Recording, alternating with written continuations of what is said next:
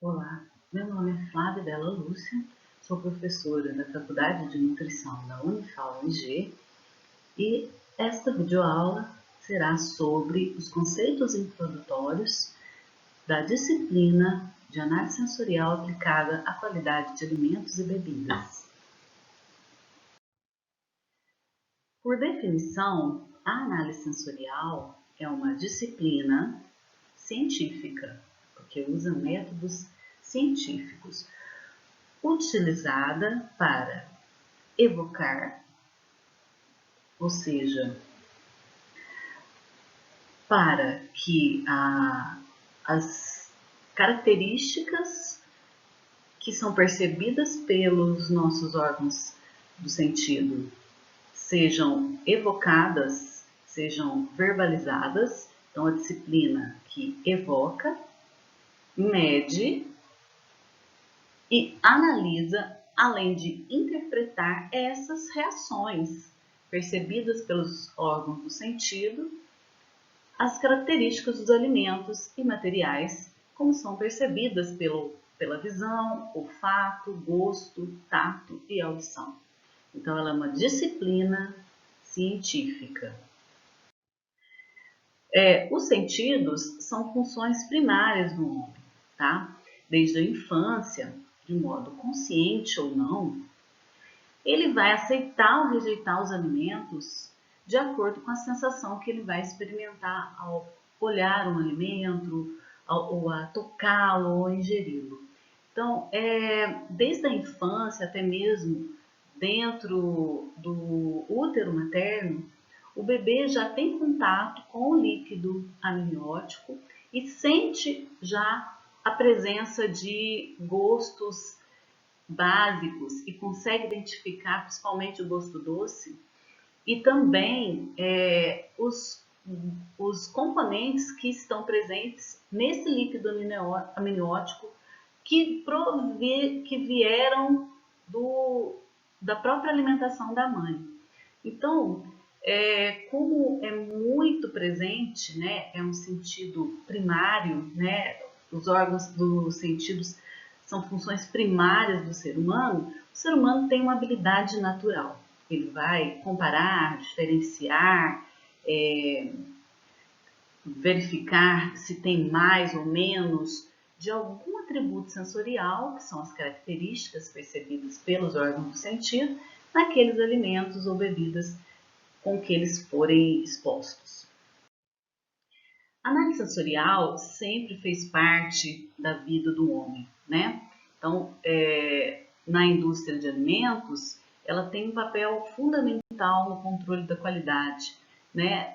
Inicialmente, a gente pode falar no processo até mesmo de criação de novos produtos, no processo de fabricação deles, né? Então, na criação, na definição da aceitabilidade do consumidor frente a esse novo produto, na detecção de contaminantes estranhos, na qualidade da matéria-prima. Então, a análise sensorial representa aí um papel fundamental na garantia da qualidade do produto acabado. Então, no processo inicial, na escolha da matéria-prima, a indústria de alimentos realiza testes sensoriais que vão fazer com que se atinja a qualidade esperada para aquele produto quando ele for comercializado, certo? No produto acabado, é importante a presença da análise sensorial porque para você determinar o tempo de vida útil do produto, você precisa analisar quais as características que vão estar sendo alteradas ao longo do tempo de armazenamento daquele produto. Será que esse produto absorveu algum aroma da embalagem? Será que essa embalagem é adequada para esse produto por esse tempo de armazenamento? Tá? Então, assim, muitas das vezes são feitos estudos de vida útil antes, né, daquele produto ser lançado no mercado. E também depois, durante, né, a comercialização desse produto, procurando corrigir alguns defeitos, algumas características sensoriais que possam ter sido desenvolvidas ali durante a vida útil, né, do produto e que possam estar comprometendo a qualidade desse produto, tá?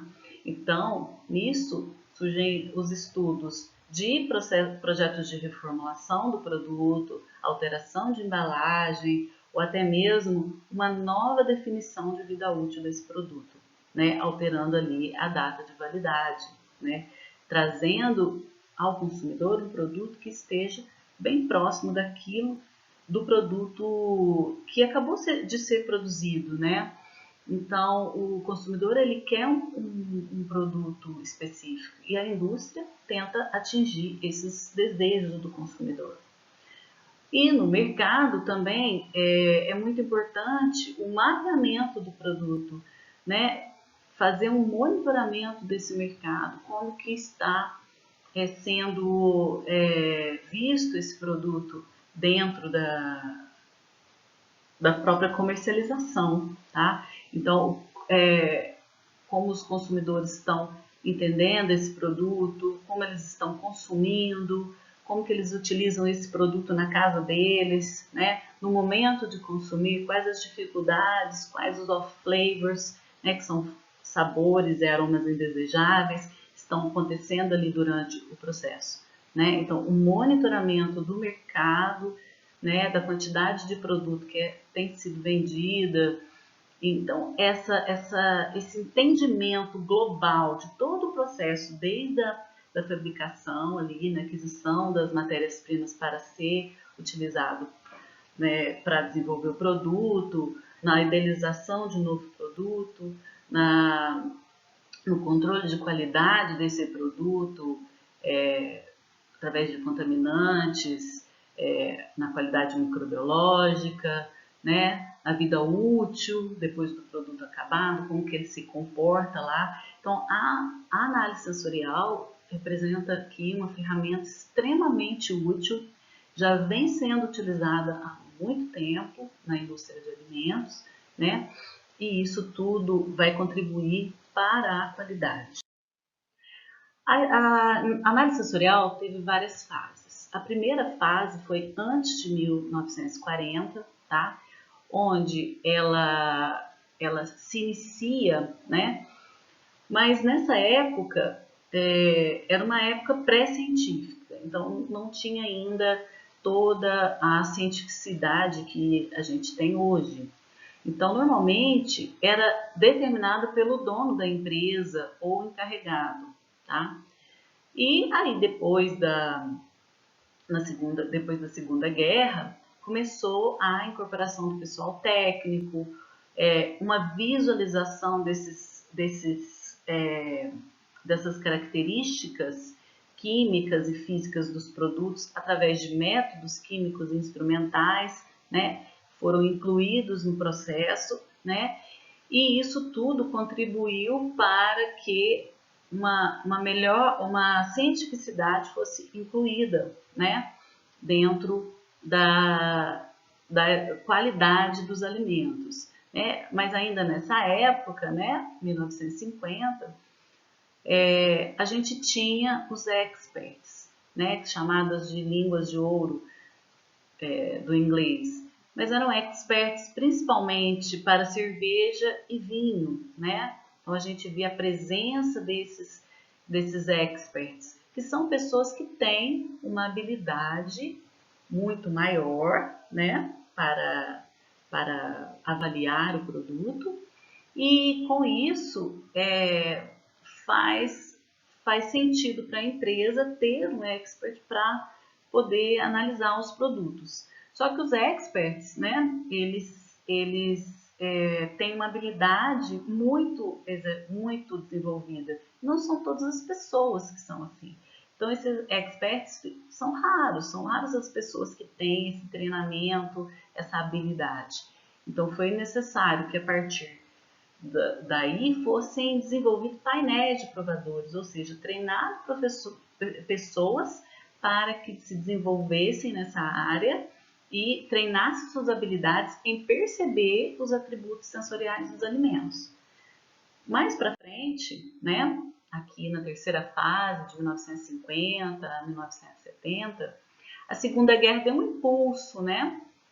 Então, para desenvolvimento de metodologias, principalmente, né, nos Estados Unidos, né, eles quiseram desenvolver pesquisas para melhorar a aceitação da alimentação dos soldados. Então, nisso, começou-se a desenvolver produtos melhores, a verificar que era importante utilizar a importância do homem como instrumento de medida, tá? Ele medindo essas características sensoriais.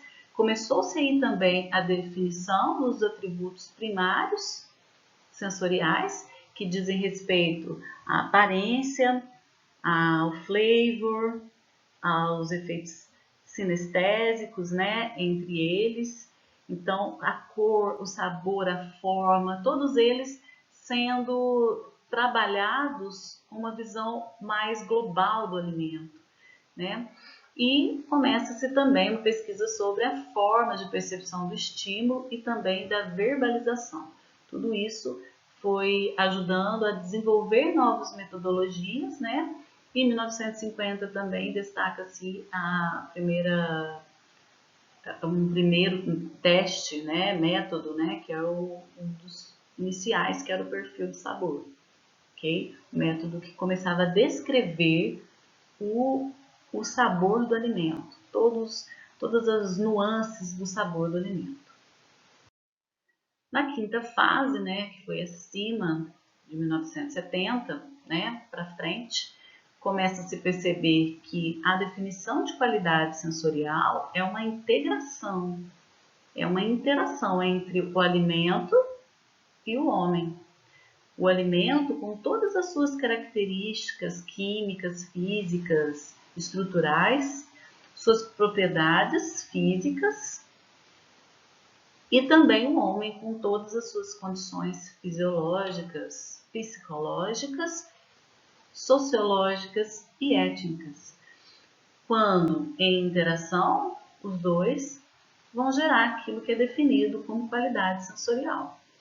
Então, não podemos esquecer que o homem, nas suas diversas condições fisiológicas, pode perceber melhor ou pior os alimentos. No estado onde ele está adoecido, ele pode não perceber o alimento, todas as suas características químicas, físicas, da mesma forma que uma pessoa que esteja numa condição normal, né? Existem também condições psicológicas que influenciam na percepção, né? Que nós vamos falar mais na frente, alguns erros que podem acontecer por condições psicológicas, né? Na forma de apresentar o alimento, na cor que pode interagir, né? Na percepção e induzir a percepção de maneira diferenciada, e nas condições sociológicas e étnicas, né? Na aceitação de um alimento, por exemplo, quando a gente fala de condições étnicas, existem certas culturas que não vão aceitar bem um alimento por razões da sua própria formação cultural. Então, a qualidade sensorial é uma coisa muito ampla e muito influenciada. São inúmeros fatores que podem influenciar, tá? Então, começa também nessa fase uma verificação de que existe possibilidade da correlação entre métodos instrumentais e sensoriais, ou seja, definição de dureza pelo texturômetro e a definição de dureza pelos provadores. Então, antes, né, não acreditava-se tanto, mas começa agora a verificar que existe uma boa correlação entre esses dois e que os métodos instrumentais podem ser utilizados em substituição aos métodos sensoriais. Claro que nunca vai ser a mesma coisa, né? Claro que os métodos sensoriais eles são muito mais abrangentes, muito mais sensíveis, né, a alterações, mas em alguns momentos, por exemplo, na linha de produção, às vezes é impossível ter pessoas para fazer análise sensorial, às vezes é muito caro para uma empresa manter um painel de provadores ali treinados, mas às vezes, né, é possível. Mas numa situação onde não seria possível, é importante ter também métodos instrumentais que possam auxiliar na tomada de decisões. Outros métodos foram desenvolvidos nessa etapa, né? 1960, perfil de textura, ou seja, método que começa a detalhar a textura um pouco mais. Em 74, o método também do QDA, que é a análise descritiva quantitativa, avaliando todos os atributos e detalhando descritivamente cada um deles, todas as características de aroma, sabor, textura, né, de uma maneira mais global. 78, tempo e intensidade, verificando a variação de um atributo ao longo do tempo, como ele se comporta ao longo do tempo. Perfil livre, onde os provadores podem livremente associar os atributos perceptíveis. E atualmente vários métodos, né, bem mais rápidos, né, de análise descritiva, que é uma análise que nós vamos abordar mais para frente, que são métodos mais detalhados, que antes demoravam muito mais tempo, eram mais custosos, mais elaborados, e que hoje vários métodos, né, tentam encurtar um pouco o tempo da análise sensorial, tá? Tempo e custo. Então, o Flash Profile, o CATA, Check All That Apply, marque tudo que se aplica, o RDA, o perfil otimizado descritivo, o TDS, o PSP, são várias siglas, né? Temporal Dominance of Sensations, onde vai avaliar as sensações, né, sensoriais perceptíveis com a avaliação dentro do tempo, e N outros testes. Aqui eu citei alguns que foram desenvolvidos nesse período dos anos 2000 até então, tá? E novos métodos têm sido desenvolvidos, cada um tentando melhorar as características dos outros. Mas como percebemos as características sensoriais, né? Claro, sabemos que é através dos órgãos do sentido. Então, as características físicas e químicas dos alimentos vão fornecer um estímulo para os nossos receptores, né, que são diversos e diferentes em cada órgão, vai gerar uma sensação. Essa sensação, né, que é gerada no cérebro, vai gerar uma comunicação, e essa comunicação, através da comunicação verbal, vai gerar para nós uma resposta sensorial, tá? Então, frente a alguma característica, né, do alimento, essa resposta sensorial vai ser gerada a partir da comunicação verbal, tá? E é um processo, certo? Como que isso acontece? Por exemplo, aqui alguns receptores, né, sensoriais. O estímulo químico entra em contato com receptores, ok? E esse estímulo vai gerar uma alteração do potencial de membrana que vai seguir um sinal para o centro que vai integrar esse estímulo até o cérebro, certo? Pode ser um estímulo de pressão, quando eu coloco algum alimento na língua, por exemplo. Então, a pressão na língua ou a pressão no toque dos dedos, né, vai fazer com que esse estímulo seja gerado um canal, gerado um sinal, e esse canal vai gerar uma alteração do potencial de membrana, que vai ser o sinal também para os neurônios até no cérebro, tá? Ou um estímulo luminoso, né, nos nossos receptores da visão, que vão fazer também uma alteração de potencial de membrana, certo? Então, a gente tem tanto quimioreceptores, mecanorreceptores, fotorreceptores, todos eles, cada um no seu órgão de sentir, fazendo com que a gente perceba essa alteração, tá?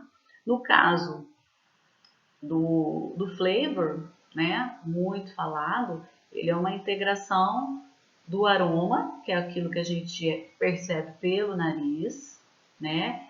Os compostos voláteis que vão se desprendendo do alimento e entram em contato com o nariz e emitem esse sinal para o cérebro, e o sabor, ao mesmo tempo, né? O sabor na língua, o gosto na língua, tá? Então, taste é mais relacionado a gosto, tá? E isso tudo somado dentro do cérebro, né? Essas informações todas geram o flavor, tá? Então, o flavor é aquilo que a gente percebe, tá? E diria que também novos estudos, né, têm considerado até o tato também quando o alimento é colocado na língua, né? Somando, né? Ou seja, as sensações não são somente, às vezes, de um órgão do sentido, mas uma soma, né? Então, é multimodal, gerando aquela sensação percebida. Então, a sensação percebida pode ser uma soma entre aroma, entre aquele gosto e outros compostos que também são percebidos na língua, o tato, e gera no nosso cérebro o flavor, né, que é o sabor, né, que a gente comumente aqui no português chamamos de sabor, tá? Que é a interação principalmente entre sabor e aroma.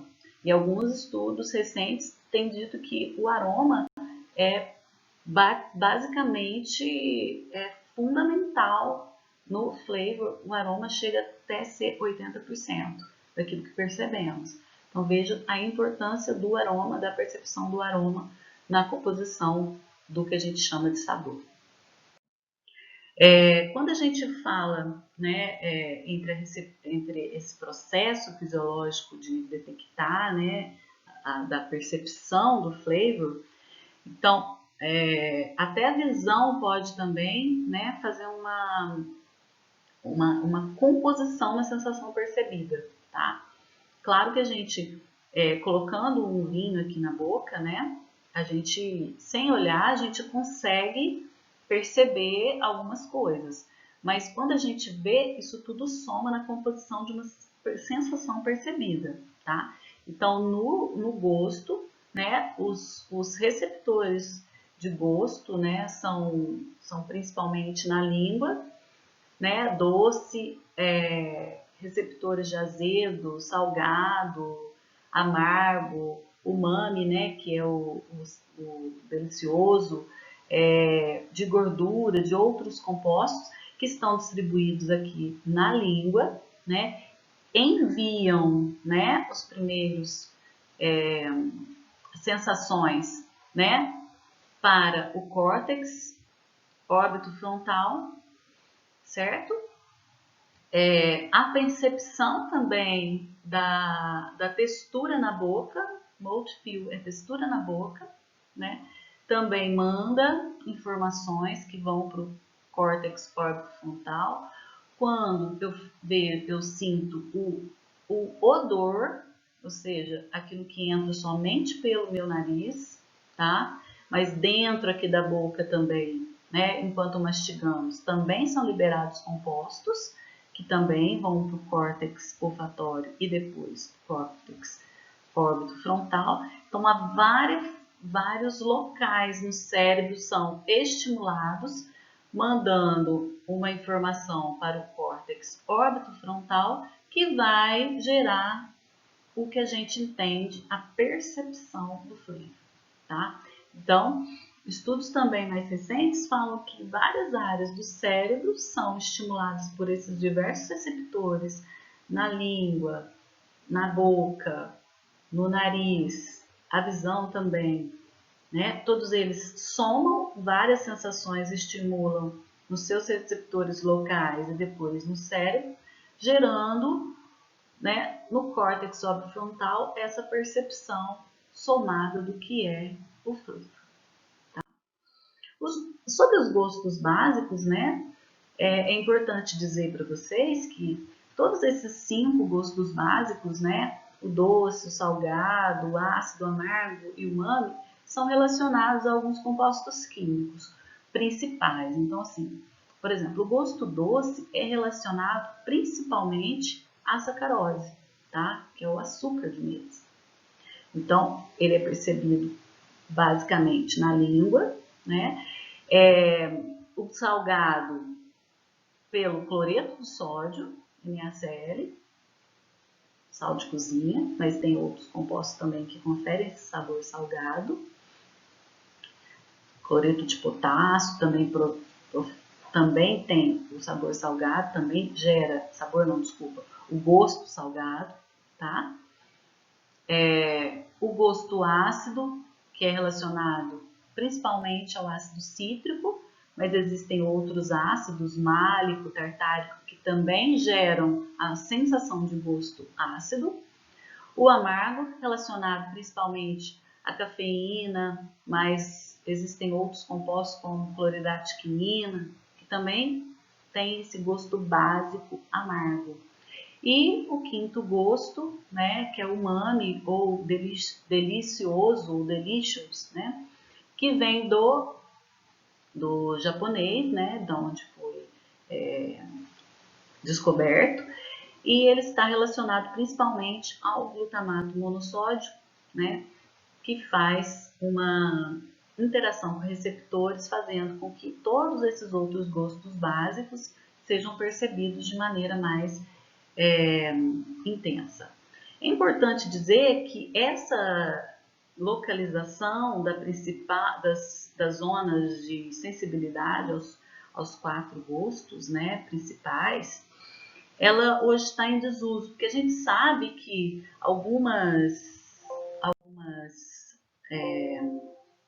sensações, elas são percebidas em toda a língua, não necessariamente em regiões específicas, mas eu tenho receptores de todos esses 5 gostos localizados em toda a extensão da língua, tá? E não em zonas específicas.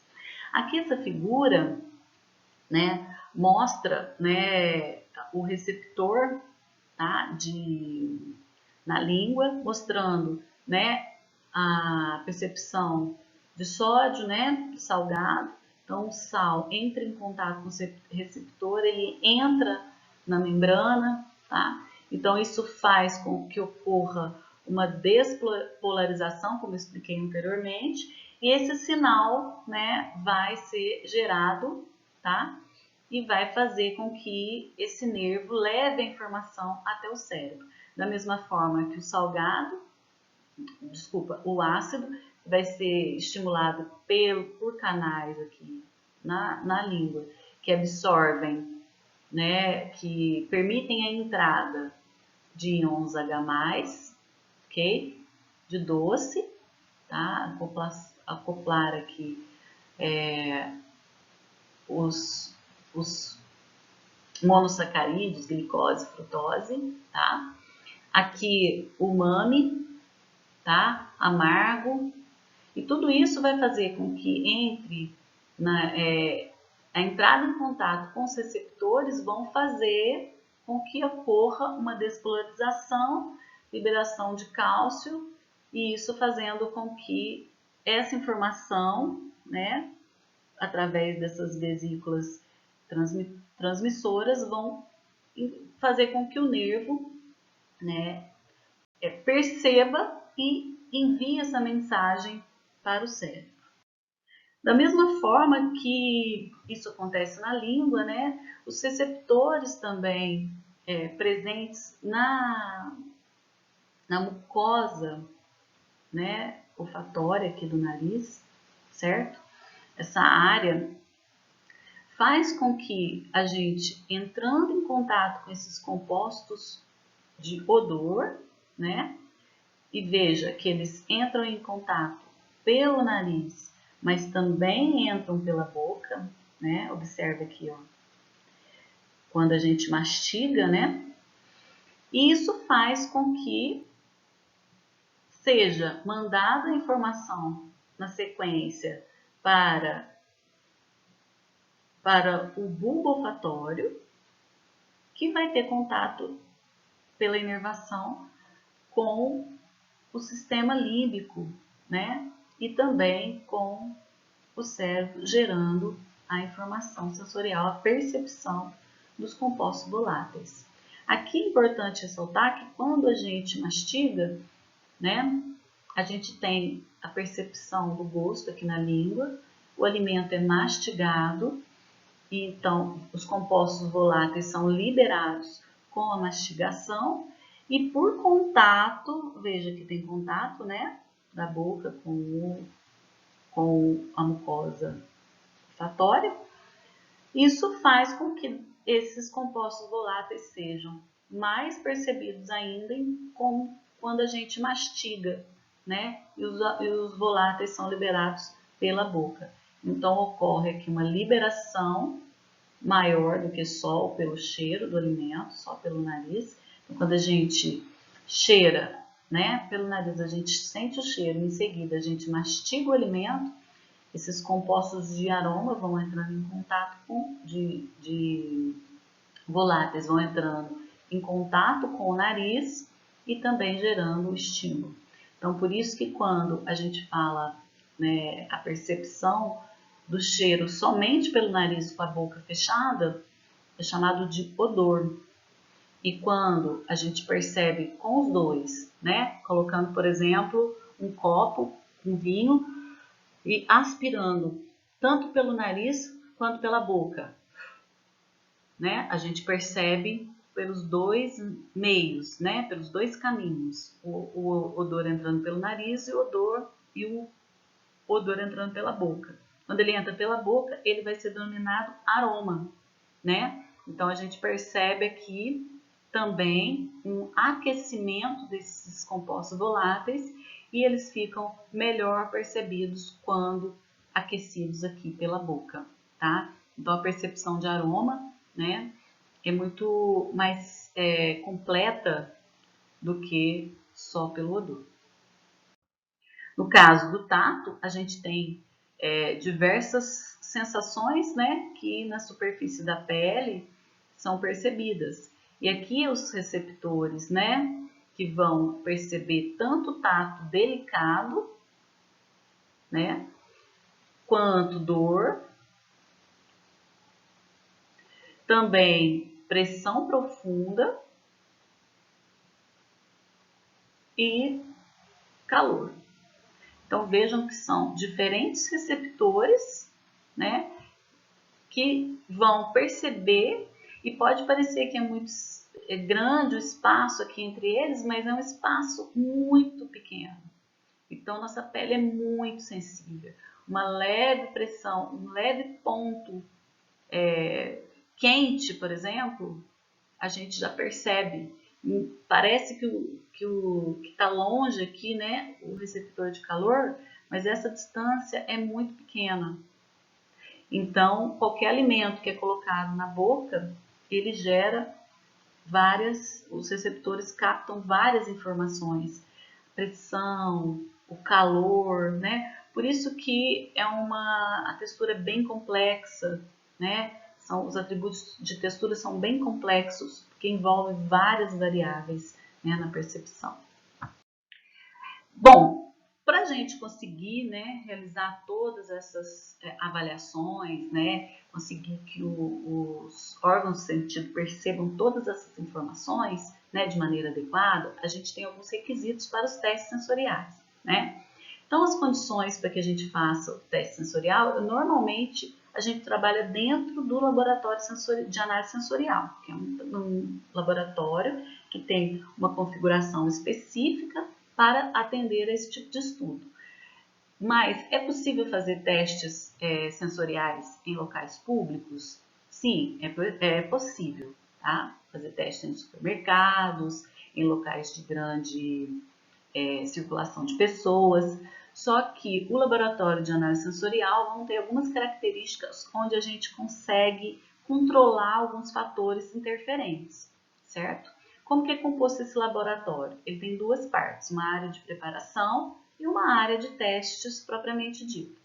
Nessa área de preparação, Eu posso ter cozinha, né, uma área de cozinha, com todos os equipamentos que uma cozinha tem, forno, fogão, tudo aquilo que a gente utiliza para preparar os alimentos, né? Porque os alimentos podem ter que ser preparados ali. Mesa para a preparação das amostras, que é o local onde a gente vai dispor essas amostras para os testes, e uma área de teste onde vão envolver cabines individuais e mesas para discussão, quando eu tenho painéis treinados.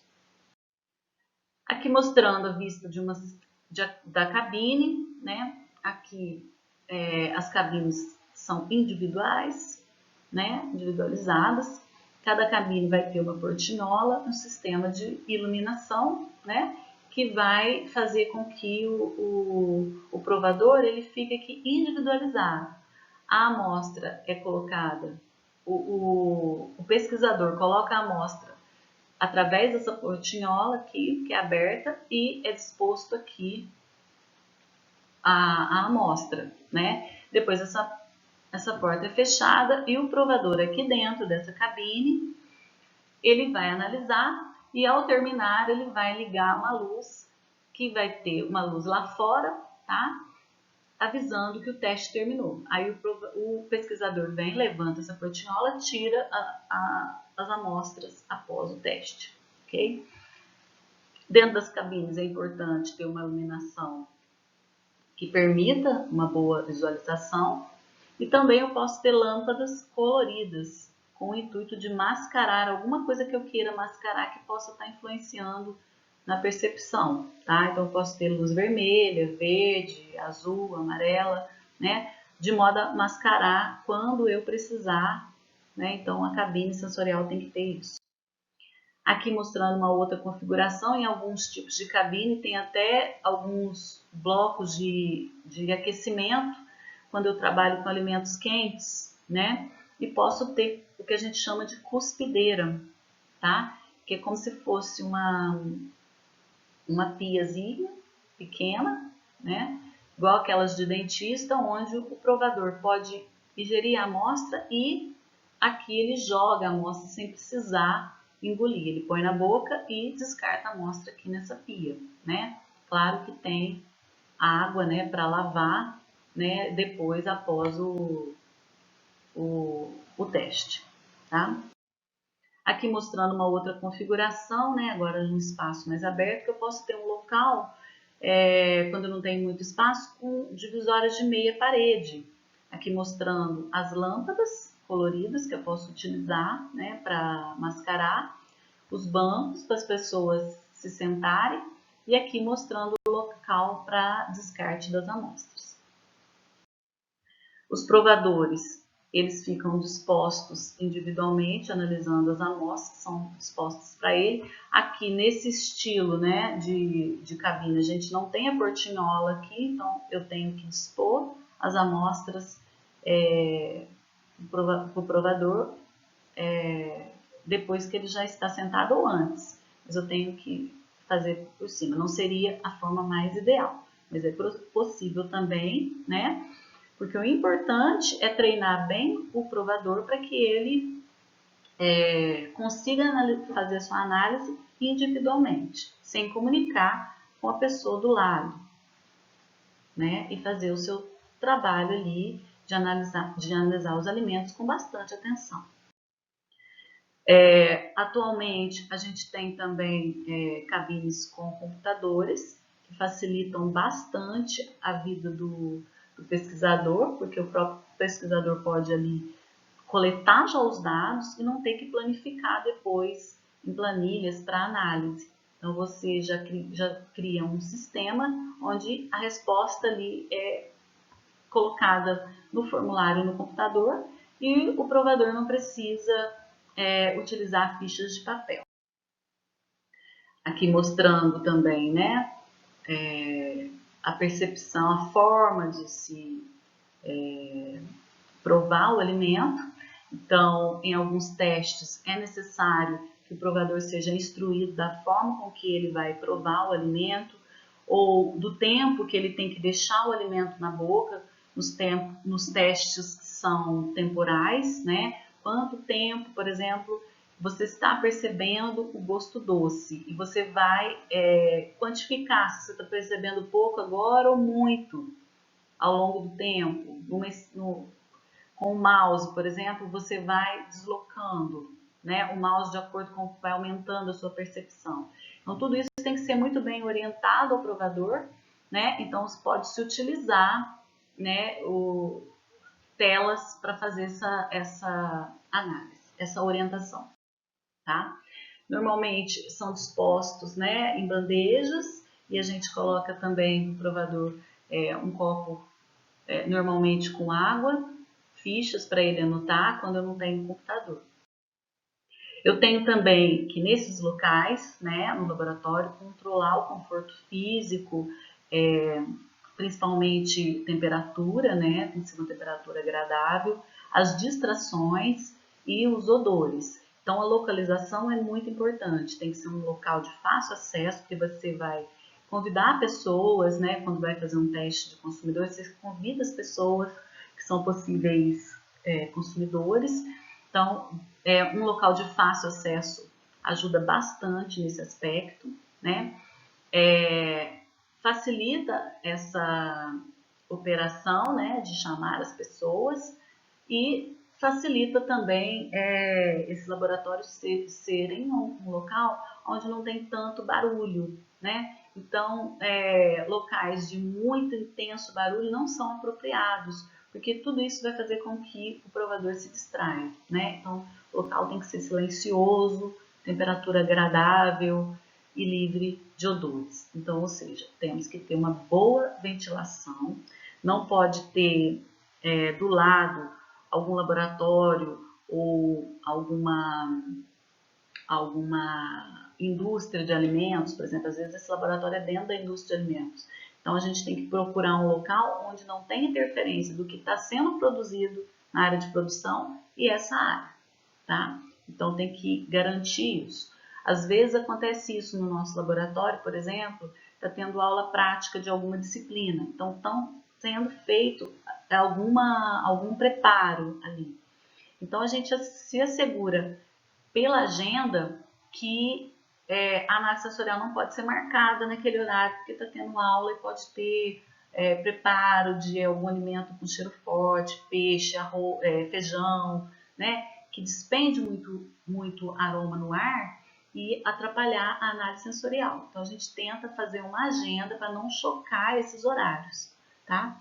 Então isso é uma coisa importante e a gente precisa garantir que o provador tenha uma tranquilidade e que não seja perturbado com barulho, com aromas que não são próprios ali da análise, com calor excessivo, com frio excessivo, né? Ter uma boa ventilação, ok? Os horários de teste. Existem 3 correntes, né? Tem pessoas que indicam 2 horas antes ou depois do almoço, tem pessoas que indicam 1 hora antes ou depois do almoço, e tem pessoas que definem que pode ser de acordo com a característica do produto, né? No caso de café, frutas e leite, meia hora depois do almoço, pescados e carnes, 1 a 1,5 hora depois do almoço. Também, quanto ao procedimento, o provador ele tem que ser orientado. Então, por exemplo, a opção de engolir é do provador. Ele pode engolir o alimento ou não engolir. Ele só ter contato com a boca, mastigar e não engolir. Para isso, a gente sempre provê, né, copos descartáveis para descarte da amostra ou ter aquela cuspideira, né, igual eu mostrei na foto anterior. Tá? Então isso é importante, porque nem todos os provadores vão querer provar, ele pode não gostar, né, e querer descartar, então ele tem que ter esse conforto, né? Então a gente sempre inicialmente instrui aos provadores bem detalhadamente, com bastante cuidado e atenção sobre como ele deve proceder ali no método que ele vai estar realizando. Então, dependente do método, a gente vai falar de vários métodos ao longo da disciplina, cada método tem algumas particularidades. Então, a gente tem que instruir o provador sempre a fazer o teste da forma correta, para que a gente obtenha um resultado adequado, tá? Normalmente a gente oferece algumas coisas para remover sabores entre as amostras e até mesmo antes de iniciar o teste, né? Então a gente oferece água em temperatura ambiente ou água morna para produtos gordurosos, né? Para limpar a língua, as papilas gustativas entre uma amostra e outra e também antes de começar, tá? Alguns casos, né, por exemplo, para análise de ketchup, a gente oferece pão, porque aí ele come um pedaço de pão entre uma amostra e outra. Às vezes a gente tem várias amostras, 4, 5 amostras, e se ele não tem alguma coisa para limpar o palato ali, as papilas gustativas entre uma amostra e outra, ele pode não perceber adequadamente as diferenças que podem haver entre as amostras, né? Posso oferecer maçã também para análise de vinho, tá? Então, existem vários alimentos aqui que a gente pode utilizar. Biscoito creme cracker, a maçã pode ser utilizada também para alimentos gordurosos, tá? Então, aí tem N fatores, né? É importante sempre orientar o provador quando começar a análise, ele, por exemplo, se tiver chupado chiclete, alguma bala, né, que ele tome água. A água a gente sempre deixa, né? Mesmo que a gente coloque um outro alimento, maçã ou pão, a gente sempre deixa a água em temperatura ambiente para a pessoa limpar a boca, né? Porque ela vai perceber melhor quando a gente tem essa limpeza antes do início da amostra, de fazer o teste e entre as amostras que ele vai estar avaliando. Aqui mostrando o efeito da luz vermelha, né, dentro da cabine, mascarando as amostras. Aqui o pesquisador utilizou isopor, né, para poder colocar as amostras, manter a temperatura das amostras, né, no caso de suco aqui para manter ele mais frio, tá? Então são alternativas possíveis de serem utilizadas, né? Aqui mostrando o copo de água, né? E um outro copo aqui do lado para descarte. Sobre as amostras, aqui é importante a gente detalhar bastante, né, a questão das amostras. Muitos problemas acontecem quando as amostras não são apropriadamente preparadas, tá?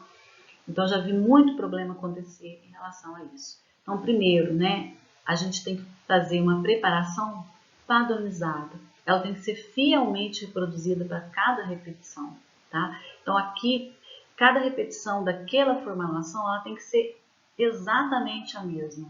Então, a gente sempre trabalha com padronização da receita anteriormente, padronizamos tudo, as quantidades, tudo pesado, em balança precisa, medido em provetas, tudo muito bem detalhado para que a gente consiga repetir aquela formulação adequadamente, tá? Dentro ali do experimento, tá? Então, às vezes você tem 100 provadores, 200 provadores, então às vezes você vai ter que fazer 2, 3 vezes a mesma receita.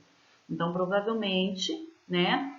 Se você não tiver isso tudo bem padronizado, você pode incorrer algum erro de uma repetição para outra, de um provador para o outro, tá? Então, aqui, a preparação anterior, tem um trabalho bem grande anteriormente de padronização da receita. Quando a gente trabalha elaborando receitas, a gente padroniza tudo. O tamanho da panela, o tamanho da forma, o tempo, a temperatura dentro do forno, a temperatura da chama, o tamanho da chama, tudo que a gente puder controlar o tempo de exposição do alimento ali, a gordura, ao tempo de assamento, o tempo que você bate no liquidificador, a receita, né? Na indústria isso é mais fácil, né? Porque já tem ali a padronização dos equipamentos. Então, assim, essa padronização na indústria e no laboratório tem que ser muito rigorosa, tá? Para que a gente tenha fidelidade entre uma amostra e outra da mesma formulação, tá? Porque aí eu vou garantir que cada provador que está recebendo aquela formulação recebeu uma amostra igual, tá? Aí a gente pode considerar que é uma repetição, certo?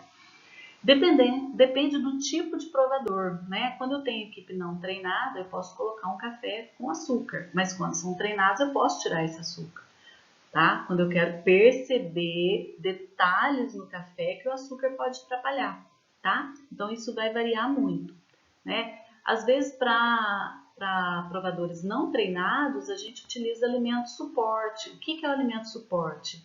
É aquele alimento que eu uso para levar aquilo que eu quero testar. Então, por exemplo, eu quero testar óleo de soja, como que eu vou fazer para testar o óleo de soja?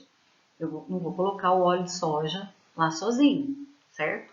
Isso seria até difícil para um provador treinado, mas o treinado pode conseguir avaliar o óleo de soja sozinho, ele puro. Agora, um provador não treinado precisa de alguma coisa com que ele consuma, porque senão ele não vai conseguir, vai ficar muito intragável, difícil. Então, no caso aqui do óleo, eu posso usar a batata, posso fritar naquele óleo, tá? No caldo de carne, eu posso usar o arroz ou o macarrão para veicular o caldo de carne que eu quero testar, ok? Então, o alimento suporte é importantíssimo, ok? Também, em relação às amostras, eu tenho que sempre pensar na uniformidade na apresentação, tá? Então, todos os provadores têm que receber da mesma forma entre as amostras, entre as diferentes amostras, né, que o mesmo provador recebe, e entre os diferentes provadores. Então, é importante mencionar que a quantidade deve ser igual, né? Igual peso, tamanho, corte, volume, né? Para as amostras sólidas, a quantidade recomendada é de 15 a 20 gramas, para líquidas de 15 a 25 ml, ok? No caso de eu tenho que usar algum utensílio, né? Normalmente eu uso copo descartável de 50 ml, ou pratinho descartável, ou copo de vidro, ou pires, eles têm que ser uniformes, tá? E tem que ser padronizado, porque qualquer diferença aqui pode induzir o provador a estar considerando uma amostra diferente da outra, tá? Então, por exemplo, se eu quero oferecer um bolo, onde eu estou testando diversas formulações, eu não posso, uma formulação, eu cortar um tamanho e para uma outra formulação eu cortar um outro tamanho, tá? Ou uma parte que ficou em contato com a forma de uma amostra, então ela fica aquela parte mais escurecida do bolo, e para outra formulação eu peguei lá do meio, tá? O que acontece? O provador vê essa formulação com essa parte mais escura, aquilo ali vai influenciar na nota daquela formulação. E às vezes pode ser que não tinha tanta diferença se eu pegasse as amostras iguais, ou seja, do meio do bolo, tá? Então, para evitar esses erros, a gente tenta, por exemplo, no caso de bolo, pães, cortar as partes que ficaram em contato com a forma, né? E tentar cortar de modo bem padronizado, né? Como está mostrando aqui, né? Nesse caso são geleia de fruta, né? Então, mostrando que aqui as diferentes amostras, a mesma quantidade, com o mesmo tipo de copo, né? Então, isso é muito importante, para não sugerir diferença que não existe para o consumidor, para o provador. Em relação ao número de amostras em cada preparação, em cada sessão, né? O que a gente chama de sessão? A gente chama de sessão a cada vez que o provador vai fazer uma análise, porque tem testes que vão exigir várias sessões, várias idas ao laboratório. Então, em cada sessão, né, quantas amostras que a gente tem que servir? A gente tem que considerar várias coisas, né? Primeiro, a natureza do produto. Se é um produto que é muito difícil de ser avaliado, por exemplo, peixe, né? É um produto que ele tem um sabor forte, ele tem muita complexidade ali, é um produto que tem vários atributos a serem considerados, aroma, sabor, textura, diferente de um alimento líquido, por exemplo, um suco, né? Eu não tenho tantos atributos de textura como eu vou ter numa sardinha em óleo, por exemplo. Então, uma sardinha em óleo, em lata, enlatado, é muito mais complexo. Então, eu tenho que considerar que, nesse caso, eu não posso pôr muitas amostras para o provador provar em cada sessão. Então, nisso eu tenho que pensar na hora de eu delinear meu experimento, tá? Eu tenho que pensar que tem propriedades sensoriais que são mais intensas e complexas, né? Então, assim, considerar tudo isso aqui, a visão, o odor, o sabor, né? Que isso vai fazer com que eu tenha uma ideia mais completa do que seja o alimento, e com isso eu posso me colocar no lugar do provador e considerar, eu acho que esse produto eu não posso colocar muitas amostras porque vai ficar cansativo, porque é um produto complexo, né? Eu vou ter que verificar muito os aspectos de visão, né? Então, isso vai cansar, né? Então, eu tenho que pensar tudo isso. A experiência do provador também tem que ser considerada, porque um provador treinado consegue avaliar muito mais amostras daquele produto, né? Porque ele já tem muita habilidade, né? Muita experiência, do que um provador não treinado, né? E a quantidade de amostra também que eu tenho e o tempo disponível, porque às vezes o tempo, você não tem muito tempo disponível por causa até mesmo da característica da amostra. Às vezes a amostra ela tem um tempo de validade muito curto, ou você prepara e tem que servir rápido. Então tudo isso tem que ser avaliado na hora de considerar o número de sessões, tá? Normalmente a gente apresenta, né, as amostras numa ordem pré-estabelecida. Ela normalmente tem que ser balanceada, ou seja, eu quero que cada amostra apareça em cada posição o mesmo número de vezes, para não prejudicar nem favorecer nenhuma das amostras, ok?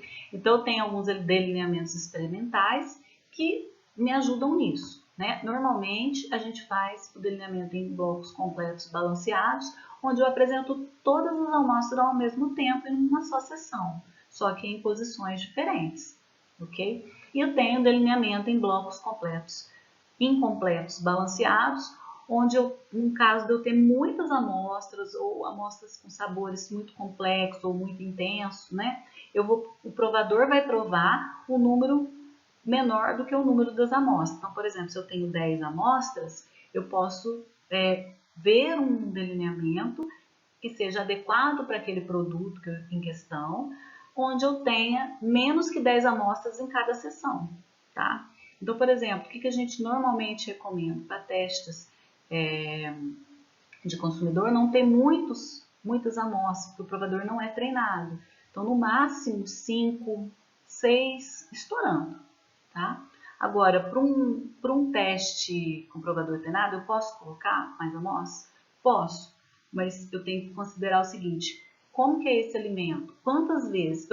Muito melhor quando tem um teste mais detalhado, mais cansativo, que nem o teste dos provadores treinados, que ele venha um número menor de vezes. Então, por exemplo, se eu tenho 10 amostras, eu posso fazer várias sessões, né? Eles vão ser incompletos, porque eu não vou oferecer as 10 de uma só vez para ele avaliar, mas eu vou fazer com que ele prove um número menor. Eu posso colocar 4 amostras, eu posso colocar 3 amostras por vez, e existem delineamentos onde eu vou garantir tudo isso. Uma aleatorização, a amostra vai aparecer em posições diferentes, vou considerar também repetições. Então, o provador vai mais vezes ao laboratório, provando um número menor de amostras.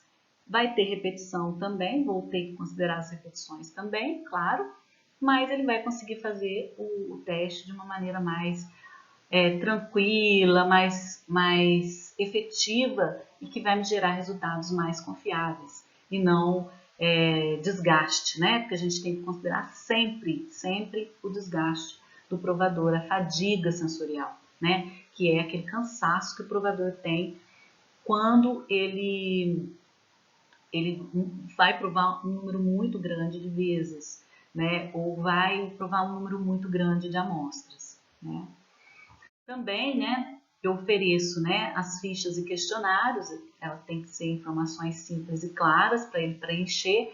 deixar os espaços em branco para ele preencher, mais direcionados aqui, né? O nome dele, a data, você pode perguntar idade, renda, sexo, para depois fazer uma correlação com seus resultados, né? Eu vou dar a instrução, né? Vou orientar aqui, quanto mais orientativa a ficha, melhor, né? Vou fazer uma orientação por escrito, né? Vou pedir por favor ou por gentileza para ele avaliar o que ele vai avaliar. Então, mesmo que a gente escreva bem detalhada a ficha sensorial, normalmente a gente explica, né, para o provador o que ele está fazendo, tá? E claro, né, todos os projetos que envolvem seres humanos, antes deles começarem a fazer o teste mesmo propriamente dito, ele vai ter que ler o termo de consentimento livre e esclarecido para entender o que é o projeto, tá? Qual que é a finalidade, né? Mostrando ali para ele que ele não vai ter prejuízos, né? E que os riscos são mínimos e que, né, todo aquele protocolo, né, das pesquisas com seres humanos, né? Então, todos os projetos com análise sensorial passam antes pelo Comitê de Ética em Pesquisa com Seres Humanos, e depois que a gente obtém a aprovação, né, a gente tem o termo no projeto, a gente elabora o termo, obtém a aprovação do Comitê de Ética, aí a gente, inicialmente, quando o provador chega até o laboratório, a primeira coisa que ele vai fazer é ler o termo de consentimento para que ele dê autorização para a equipe, né, para que possa utilizar os dados dele e que ele esteja consciente daquilo que ele está fazendo ali, né?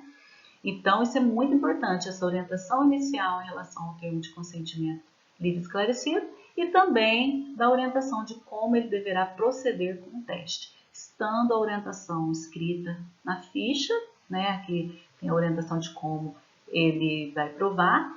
Aqui nessa ficha não está escrito, por exemplo, que ele tem que utilizar água antes das amostras, mas a gente pode informar isso na orientação inicial verbalmente. É muito importante a motivação, pessoal. Nossa, muito importante mesmo. As pessoas que vão participar, seja de teste de aceitação, que é um provador não treinado, ele vai chegar ali, ele tem que estar motivado, tá? Ele tem que gostar do produto, né? Se for um teste de aceitação, né? Se for um teste de perfil sensorial também, a pessoa também tem que ter familiaridade com o produto, porque vai provar muitas vezes, tá? Então é muito importante a gente explicar o projeto, mostrar os resultados depois para eles, elogiar, né, quando a pessoa participa ali de discussões, né, no caso de testes descritivos, né. Pagamento no Brasil não é permitido, tá? Mas em outros países isso acontece. Então, normalmente a gente dá alguma recompensa, né? Eu costumo oferecer balas, suco ou alguma coisa que seja um agrado ali para a pessoa, né? Como a gente não pode oferecer dinheiro nem pagamento, né? Em algumas empresas pode ter oferecer dinheiro ou intervalo né? Intervalo no trabalho, quando o provador é trabalhador ali dentro da indústria onde a gente tem o laboratório de análise sensorial, tá? Em outros países isso acontece, ó, por exemplo, aqui é uma publicação no Facebook, né?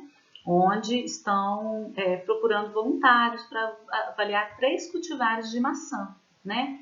Em 6 sessões, tá? Então, as pessoas, né, ganhariam $5 depois de cada sessão, né? E $30 quando terminar todas as 6 sessões. Então, às vezes pode ser atrativo, né?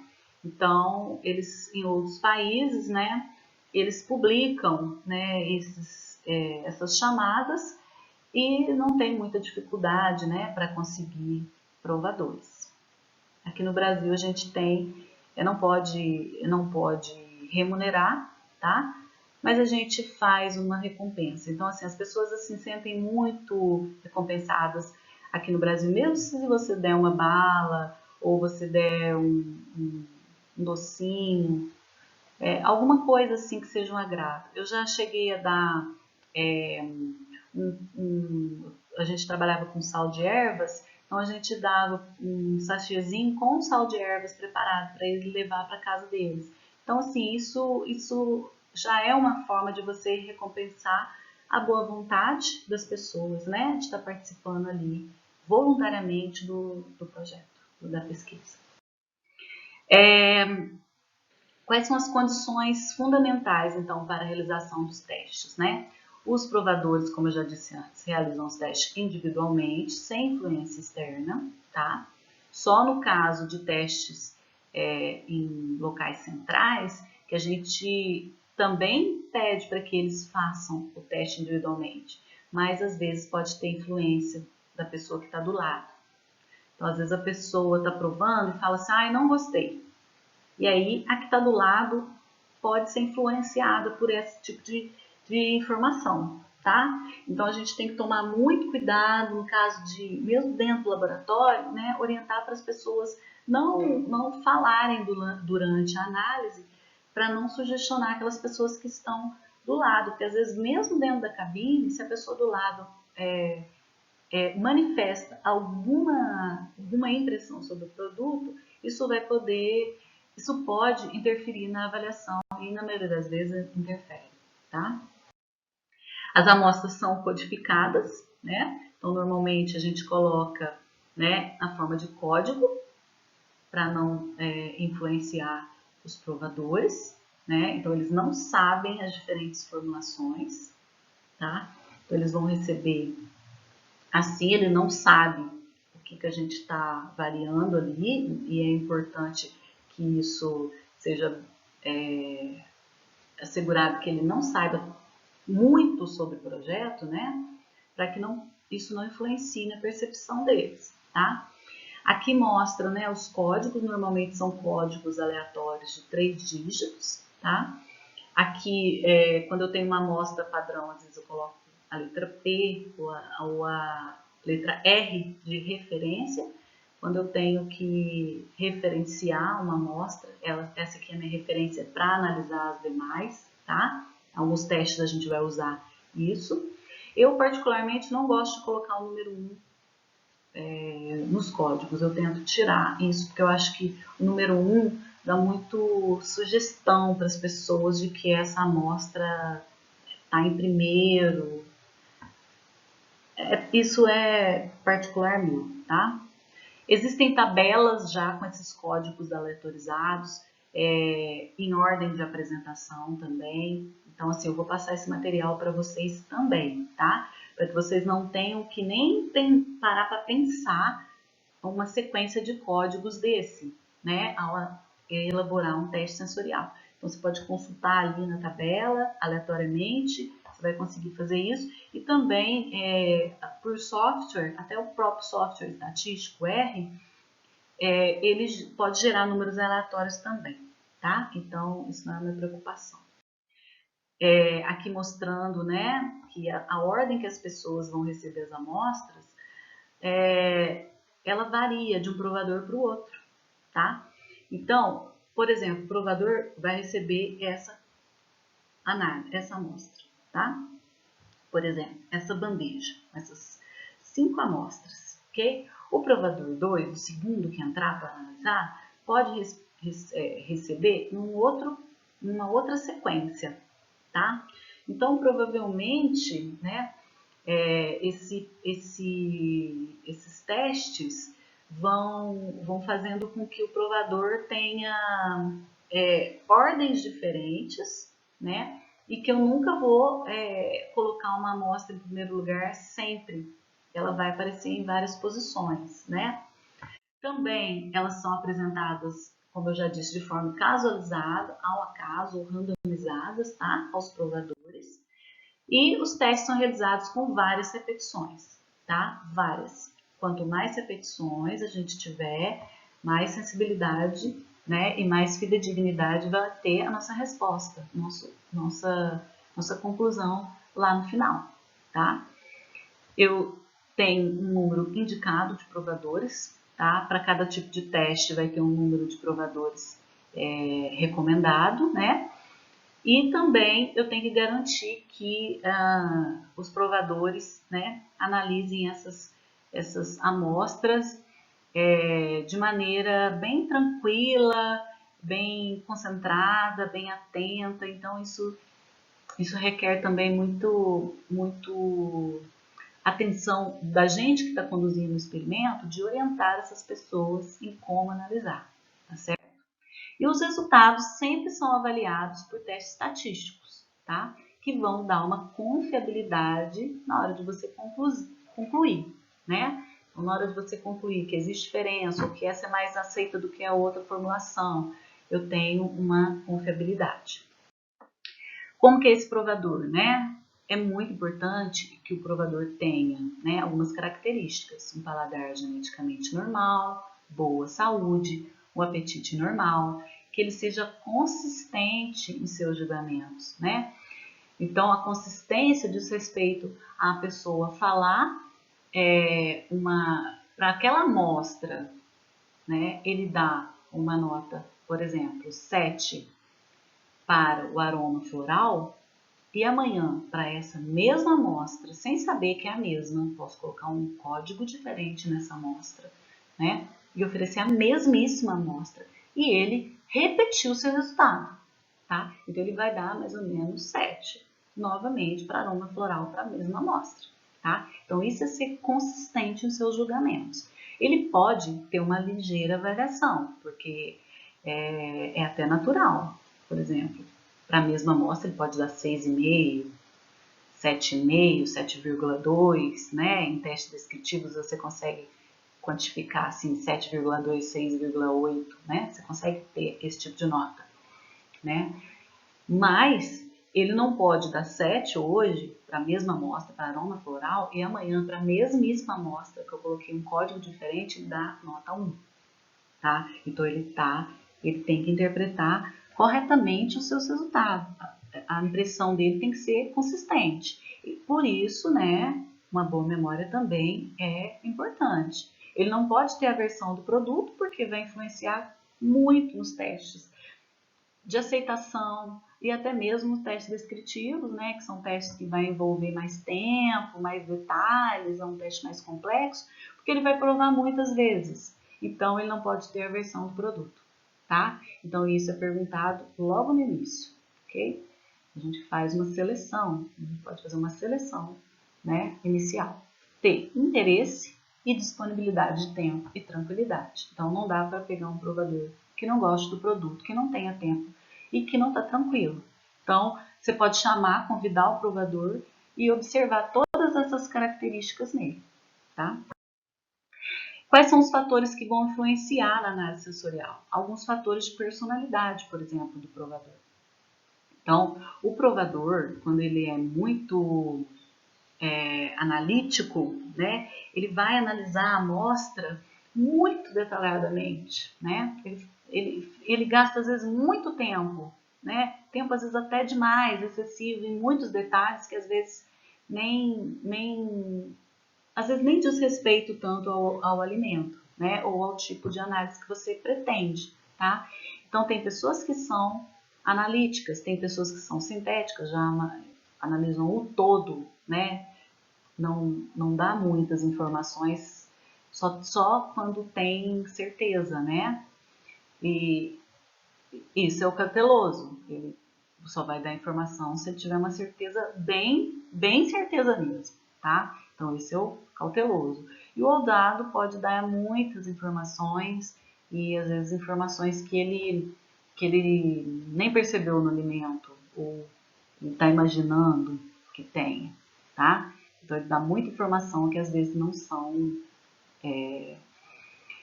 não pertencem ao alimento em si, tá? Então, ele pode ser ousado demais. Outros fatores fisiológicos, né? Pode acontecer coisas assim, como adaptações.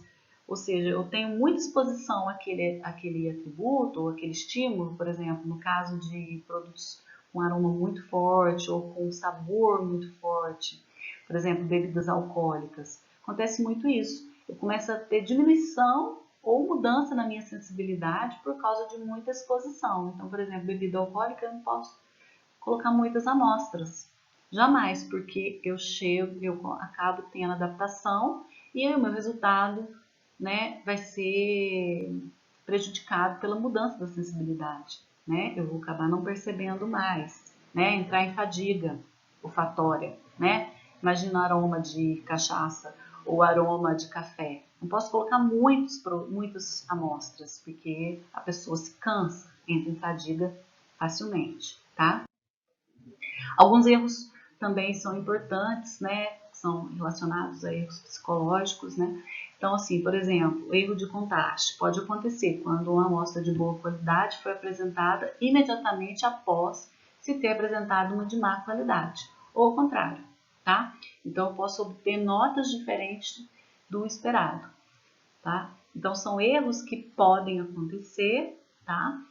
E que a gente tenta evitar ou diluir, né, quando a gente faz uma aleatorização das amostras, né? Então eu mostro de forma randomizada, aleatorizada, né? E essa amostra ela pode aparecer, uma de ótima qualidade, pode aparecer em primeiro lugar, prejudicar a segunda, mas não vai acontecer isso com todos os provadores, tá? Quando eu faço isso e não aleatorizo, sempre a primeira de boa qualidade e vou apresentar igualmente para os provadores, eu vou sempre penalizar a segunda, às vezes penalizando muito mais do que ela mereceria, tá? Então, por isso que a gente aleatoriza, porque esse erro é diluído. Erro de tendência central, né? Diz respeito à posição das amostras, né? Então, no centro de um grupo, normalmente essa amostra é mais selecionada. Por exemplo, as pessoas tendem a marcar mais, como qual você gosta mais, né? A pessoa quando ela não sabe, ela marca normalmente a do centro. Ou a do centro, ela acaba achando, né, que é a melhor, né, psicologicamente. É um erro chamado de erro de tendência central, tá? Então, as do centro é mais marcadas, mais selecionadas em qualquer tipo de análise como mais visadas, as do centro do que as dos extremos, né? Em relação aos provadores, alguns evitam a distribuição de pontuações situadas nos extremos das escalas, né? Então eu posso, quando eu tenho uma escala, né, para avaliar, por exemplo, gostei extremamente, desgostei extremamente. Então eu tenho variados níveis ali para eu marcar o que eu achei de uma amostra, tá? Então, algumas pessoas evitam marcar gostei extremamente ou desgostei extremamente. Elas tendem a pontuar mais no meio da escala, né? E tem provadores que são o contrário, tá? Já marcam mais as escalas, os extremos das escalas, né? São mais extremistas. Então, a gente tem que conhecer bem todos esses erros para tentar minimizar. Então, a aleatorização é sempre uma forma interessante, né, para evitar esses erros. Erros de expectativa são informações que são fornecidas para os provadores, né? Aí eu falo para o provador, por exemplo, a origem dessa amostra, né, de onde ela veio. E é isso, ou uma característica. E isso pode criar uma expectativa e induzir as pessoas ao erro, porque às vezes ele pode, com aquela informação que você deu, achar que aquela amostra é muito boa e na hora que você oferece a amostra, ele prova, a expectativa dele era muito grande e ele não gostou, e aí marca que não gostou, e às vezes foi por causa que você falou a origem. Se você não tivesse falado, talvez a resposta fosse diferente, né? E seria uma resposta mais adequada à realidade. Eu posso induzir ao provador a erro quando eu dou muitas informações sobre o produto, tá? Muito cuidado com isso. Erro de estímulo, quando características irrelevantes, né, a cor ou o lugar onde eu coloquei a amostra para ser servida vão influenciar, né, o provador. Então, ele pode, né, achar que a amostra está ruim porque foi servida num guardanapo, né? Então, por isso que normalmente a gente põe pratinho, põe o guardanapo em cima, põe a amostra, né? Para evitar que a amostra seja tratada de maneira casual, né? Então, a gente dá um respeito à amostra, coloca ela num recipiente, de uma forma bem apresentável, para que nada influencie no julgamento do provador, né? E isso pode também levar a algum erro, né? Falta de motivação, isso aí é fundamental, né? A gente prestar atenção nisso, porque é muito importante para a gente ter ótimos resultados. Eu não falo nem bons, eu falo ótimos. As pessoas motivadas vão fazer o teste com mais segurança, mais tranquilidade, elas estão ali com vontade de te ajudar, né? Elas estão ali disponíveis para ajudar, né? Se ela não tiver motivada, se ela tiver com pressa, se ela tiver com fome, né? Com certeza ela vai avaliar as amostras de forma muito rápida, correndo para ir embora, e isso vai certamente prejudicar seus resultados. Dá muito erro, às vezes você não encontra a variação que você busca, porque as pessoas avaliaram, a maioria foi o provador que você chamou correndo, a pessoa marcou qualquer resposta, que dá uma variabilidade tão grande nos resultados que você não acha diferença. E às vezes tem diferença. Tem uma amostra ali que seria muito mais bem assim, mas não foi porque as pessoas marcaram qualquer coisa, porque a maioria você chamou no horário que a pessoa está com pressa, ou no horário que ela está com fome, e aí ela deu muitas notas boas, até para as amostras ruins, tá? Então, assim, muito cuidado com isso, né? Muito cuidado com o horário do teste, né? Então, é importante respeitar essas questões. Pense bem em cima do produto, qual seria o melhor horário. Quando a pessoa acabou de comer, não é o melhor horário, porque ela está com o estômago cheio, ele está plenamente satisfeito. Então, ele pode não estar com vontade de comer alguma coisa. Então, ele vai ali contra a vontade dele. E aí, isso pode ocasionar alguma resposta errônea, tá? E o contrário também, quando o provador está com fome, né?